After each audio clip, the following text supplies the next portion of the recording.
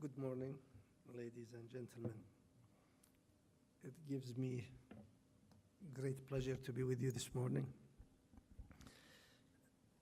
to share with you our thoughts about Iraq's emerging role on the world energy scene and to discuss our production and marketing strategy, oil production and marketing strategy over the coming 2 decades.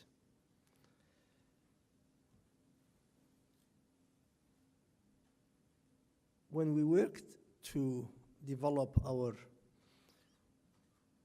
national energy strategy, we aimed for the strategy to be coherent, comprehensive, sustainable, environment-friendly,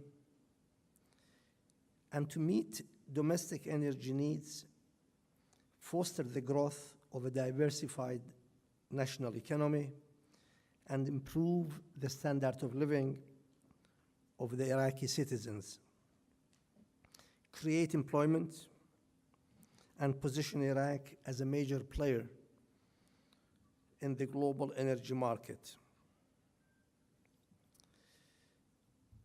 The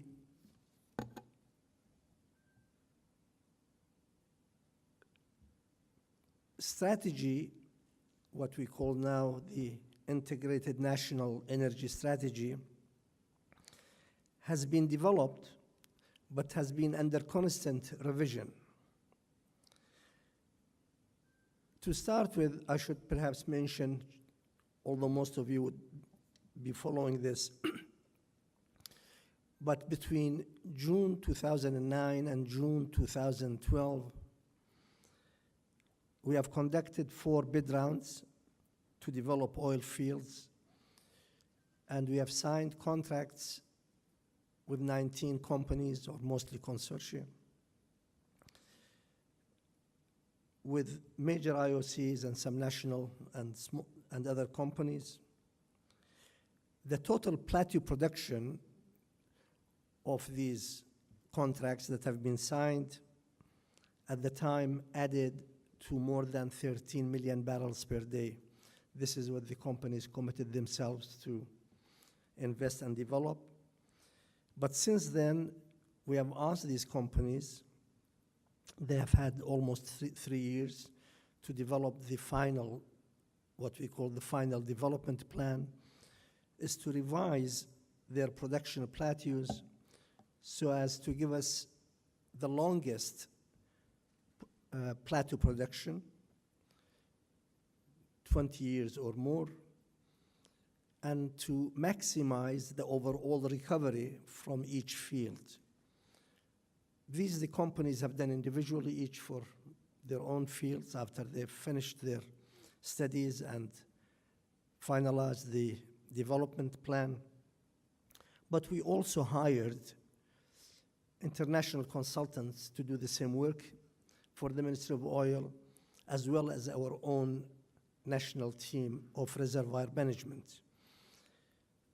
All these studies came to very close conclusions that perhaps the best plateau to aim for was about 9 million barrels per day by 2020. So the contracts have been adjusted, amended, and this is what the national strategy expects. But I should clarify one point here. When we talk about production capacity, that does not necessarily mean that Iraq is going to produce at that level. It will have the capacity to do so. But of course, the actual production will depend on the world market demand and how competitive Iraq is in the energy market. Based on a number of studies and estimates, including those of OPEC and the International Energy Agency, the worldwide demand for oil over the next 20 years is expected to increase by about 1% a year. During that time, output from currently producing oil fields worldwide is expected to decline by perhaps 4 to 5% each year. Developing new oil fields or utilizing recently developed technologies to extract oil from shale or tar sands would not substitute for the above decline or cater for the additional demand increase. Thus, there is a serious need for additional oil supply. Iraq can easily find market for its increased oil production, we believe.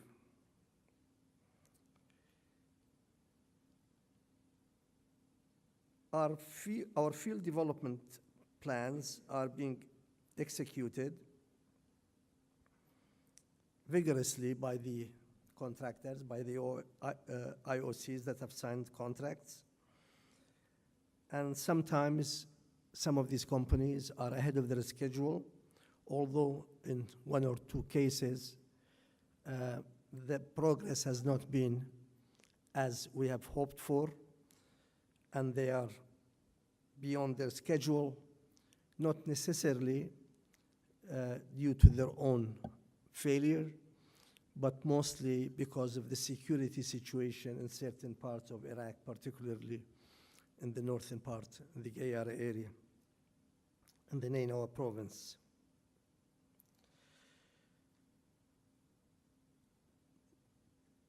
Now that we are satisfied with the progress of work in field developments, and later we'll have some time to discuss in more details our progress in that particular area, I would like to mention here that our next strategic issue in Iraq is where to find markets for our additional production and how to allocate our crude oil and commercialize it. What volumes to allocate among various markets for Iraqi oil, like any other oil, Asian market, European, and North American. And what routes to use to access these markets. Addressing these interrelated issues require Iraq to weigh potential infrastructure, costs, market netbacks, and strategic risks. At the present, Iraq has access to all the 3 world major crude oil markets in Asia, Europe, and America. Iraq can transport production through the Arabian Gulf to the Asian markets, to Europe through the Suez Canal, and through the Mediterranean, and to the American market again, round the Cape, or directly through the Mediterranean.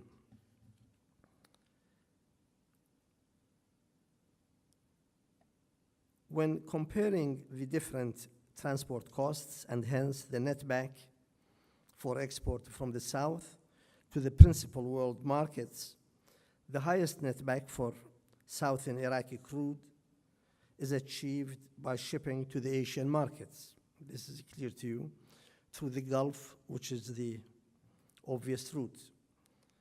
The next highest netback currently for our crude is routing it through the northern pipeline to Ceyhan port in Turkey and shipping it to Europe. Although Asian markets provide for the highest netback, reliance on a single market or a single route carries risks. Regional economies grow at different rates, as we have recently seen, and routes are subject to specific sources of interruptions. For the sake of risk diversification, Iraq in the recent years have allocated about half of its oil to the Asian markets and almost a quarter to the European market and another quarter to the American market. Actually, in our 2012 figures were 23% to the European market, 27% to the American market, and 50% to Asia. Asian market is expected to have the largest growth in demand in the coming years and offer Iraq with the highest netback when routing the crude through our southern terminals. That's why we are focused on building new terminals in the south, and a number of these CPMs have come into operation, and we have no problem in loading our crude in the south, in the northern Gulf, and we expect the total loading capacity will exceed 6 million barrels within a couple of years. So we always have some redundancy. But our strategic plan is to connect all our fields and be able to move crude from north to south and from the center to the east to the Mediterranean. As some of you may have also heard that Iraq is also planning to build a new pipeline to Aqaba through Jordan, and we also hope that as soon as the Syrian situation stabilizes and the country will have to be rebuilt again, that Iraq will use the old route through Syria, but implemented by new pipelines where we'll be able to ship Iraqi crude to the Mediterranean through Syria, as well as Jordan.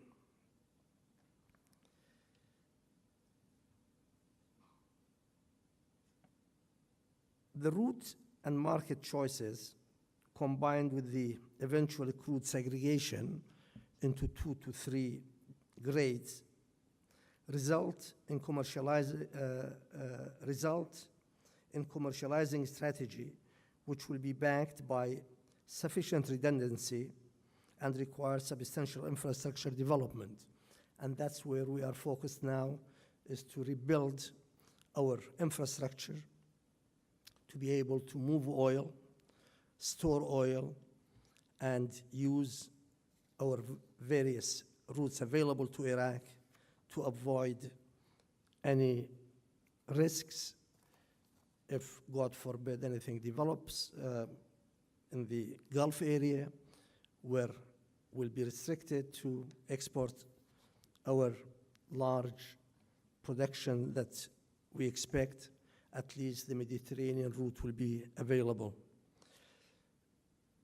I have to limit myself to only 10 minutes, but we'll have much more time to discuss and to respond to your questions. I'll leave you with those thoughts.